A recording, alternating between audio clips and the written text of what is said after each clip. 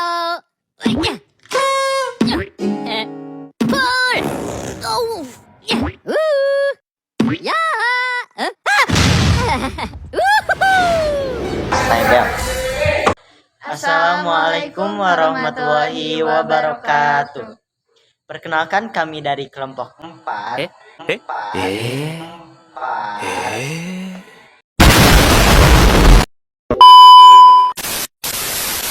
akan mempresentasikan manfaat teknologi nano dalam kehidupan manusia. Oh my god!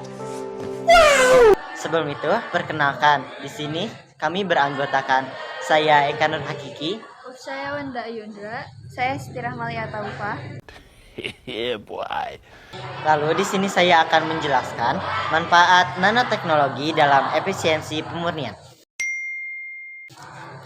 Penggunaan nanoteknologi dapat meningkatkan efisiensi pemurnian, bioenergi dan menghasilkan sumber energi yang lebih bersih, menjadi bahan bakar terbarukan seperti biodiesel, bioetanol, dan biogas.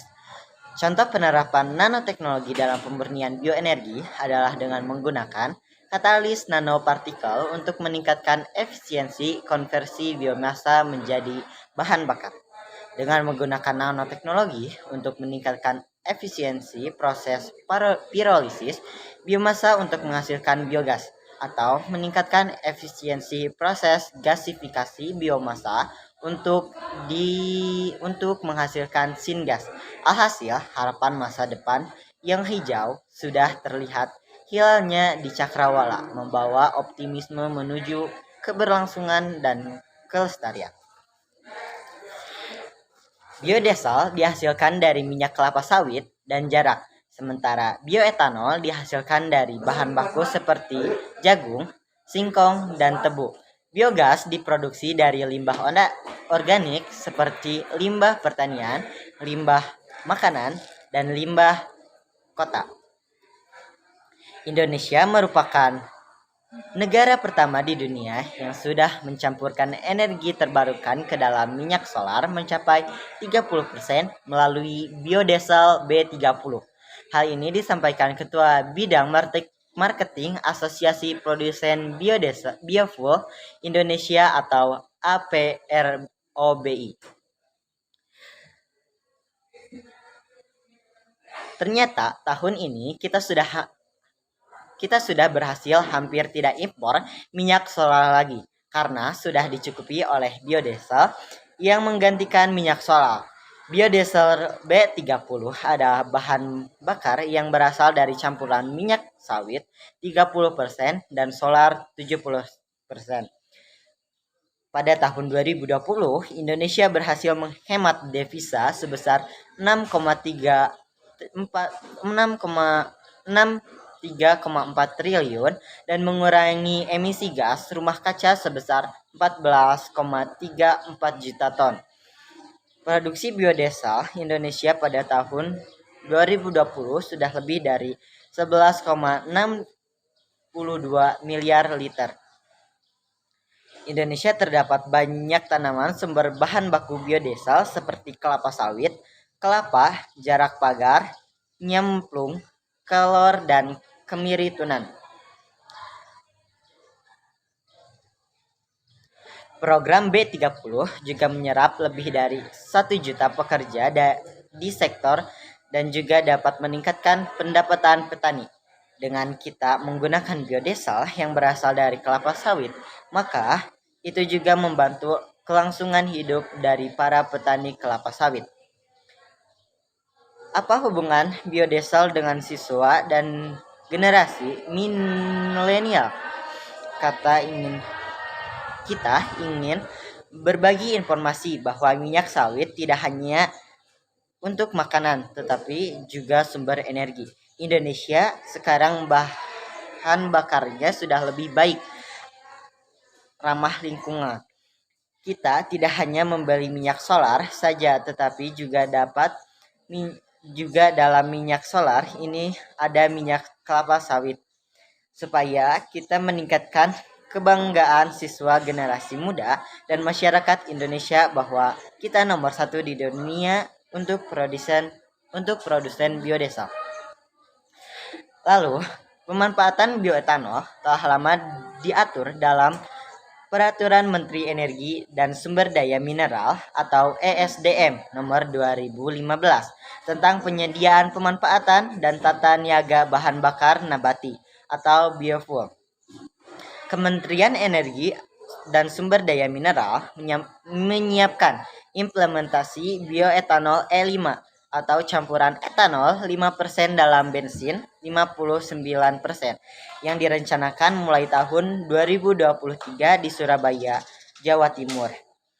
Rencana ini untuk menumbuhkan pasar sekaligus menemukan formula harga yang pas.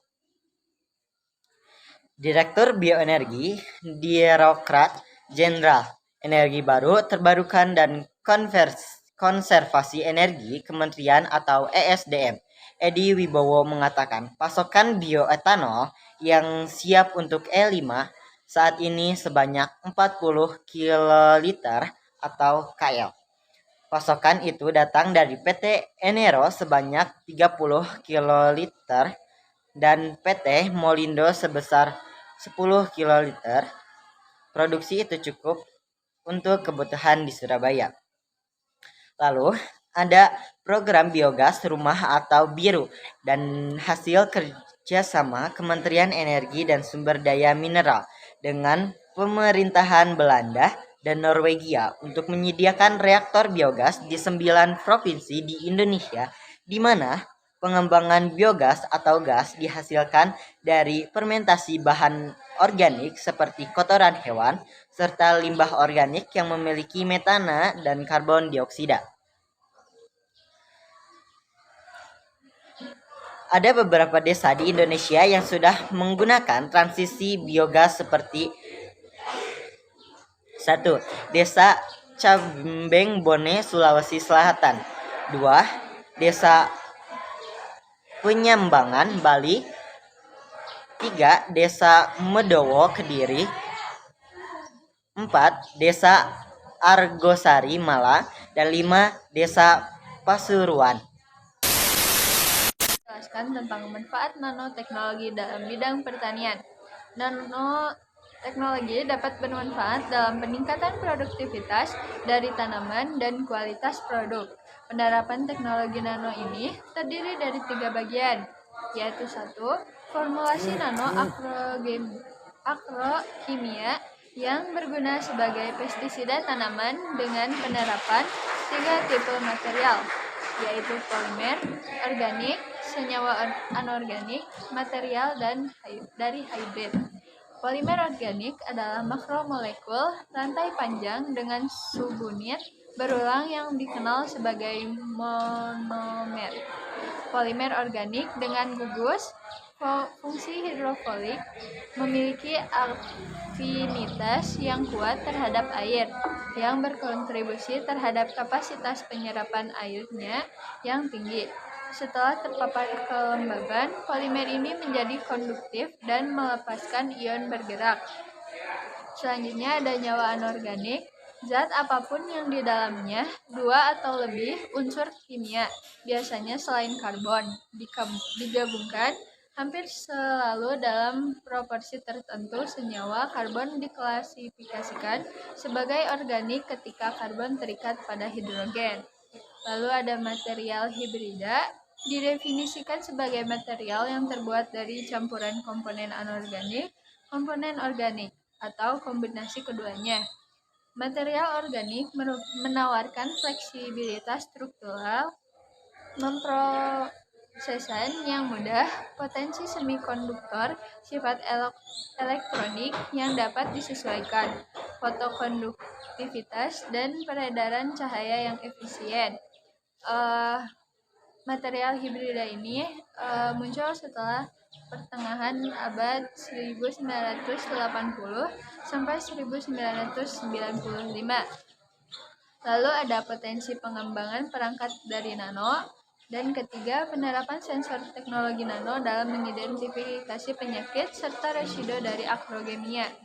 Contoh penerapan teknologi nano dalam bidang pertanian. 1. Pupuk nano. merupakan pupuk yang menggunakan partikel nanopartikel sebagai bahan utamanya. Partikel-partikel tersebut dapat menembus dinding sel tumbuhan dan memberikan nutrisi yang lebih efektif. Lalu yang kedua, pestisida nano merupakan pestisida yang menggunakan partikel-partikel nano untuk mengendalikan hama dan penyakit pada tanaman, dapat memberikan perlindungan lebih efektif, mengurangi penggunaan bahan kimia yang berbahaya, dan memperpanjang masa simpan tanaman. Lalu ada yang ketiga, sensor nano, alat yang dapat mendeteksi tingkat kelembaban, suhu, pH tanah, dan kadar nutrisi dalam tanah dan air. Sensor ini membantu petani untuk memantau kondisi tanah dan udara, serta mengambil tindakan yang diperlukan untuk meningkatkan hasil panen. Lalu ada yang keempat, benih nano, merupakan benih yang telah diperkaya dengan nanopartikel nutrisi, pupuk, dan pestisida. Benih nano ini dapat meningkatkan pertumbuhan dan keberhasilan tanaman, serta mengurangi penggunaan pupuk dan pestisida kimia. Lalu ada yang kelima, kemasan nano. Kemasan yang menggunakan partikel-partikel nano untuk menjaga kesegaran dan memperpanjang masa simpan produk pertanian. Kemasan ini dapat mengurangi pemborosan makanan dan meningkatkan efisiensi produksi. Penerapan teknologi nano dalam bidang pertanian memiliki potensi besar untuk meningkatkan produktivitas dan efisiensi pertanian, serta mengurangi dampak lingkungan, namun perlu dilakukan penelitian lebih lanjut untuk memastikan keamanan dan efektivitas teknologi nano ini dalam bidang pertanian. Materi selanjutnya yaitu tentang manfaat nanoteknologi di bidang energi. Yang pertama, mampu menghasilkan sel surya yang mampu menghasilkan listrik dan lebih efisien. Selain itu, pemanfaatan nanoteknologi membuat sel surya menjadi lebih tipis dan ringan, sehingga lebih mudah penggunaannya dalam kehidupan sehari-hari. Yang kedua, efisiensi energi. Penggunaan nanomaterial dalam panel surya meningkatkan konversi cahaya menjadi energi, membuatnya lebih efisien. Yang ketiga, baterai dan penyimpanan energi. Nanoteknologi memungkinkan pengembangan baterai yang lebih kecil, lebih ringan, dan memiliki kapasitas penyimpanannya lebih tinggi, seperti baterai litium sulfur. Yang keempat, pengelolaan energi. Sensor nano dapat memantau dan mengelola penggunaan energi secara real time, meningkatkan efisiensi sistem energi secara keseluruhan. Yang kelima, energi terbarukan. Nanoteknologi mendukung pengembangan dan efisiensi sumber energi terbarukan seperti bioenergi dan energi. Yang keenam, bahan bakar yang lebih efisien. Nanoteknologi dapat meningkatkan efisiensi pembakaran bahan bakar dengan meningkatkan luas permukaan katalis. Yang ketujuh, bahan bakar yang lebih efisien bersih. Nanoteknologi dapat membantu menghilangkan polusi udara dan emisi gas rumah kaca dan pembakaran bahan bakar. Yang terakhir yaitu pemanfaatan energi angin. Nanoteknologi dapat meningkatkan efisiensi turbin angin dan mengurangi hambatan udara dan meningkatkan konversi energi angin.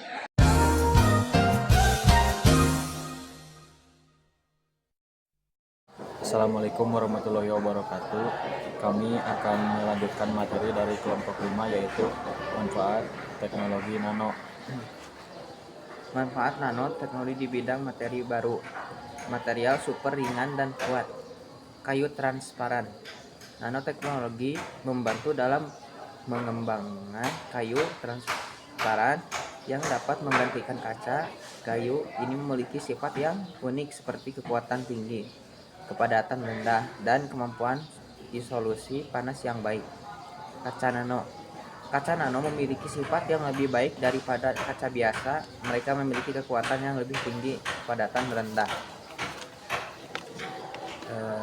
dan kemampuan isolasi panas yang baik.